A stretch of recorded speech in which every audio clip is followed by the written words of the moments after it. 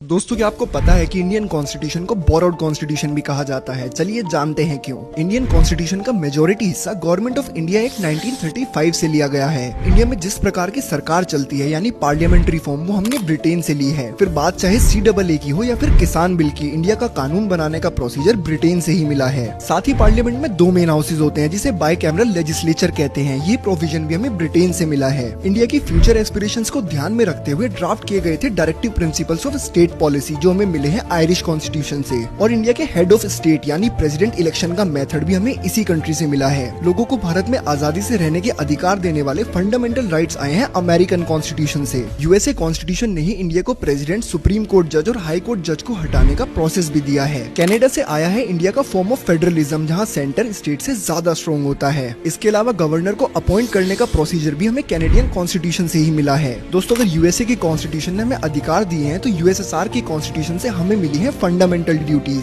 साथ ही प्रियम्बल में दी गई सोशल, इकोनॉमिक और पॉलिटिकल जस्टिस भी हमें USSR से मिली है। और दोस्तों, अगर फ्रांस नहीं होता तो हम रिपब्लिक डे नहीं सेलिब्रेट करते, क्योंकि उसके कॉन्स्टिट्यूशन से हमें रिपब्लिक का कॉन्सेप्ट मिला है। और साथ ही प्रियम्बल में लिबर्टी, इक्वालिटी और फ्रेटर्निटी का आइडिया भी। लेकिन टाइम के साथ जरूरत पड़ी कॉन्स्टिट्यूशन को अमेंड करने की, और ये प्रोसेस हमें मिला है साउथ अफ्रीका से।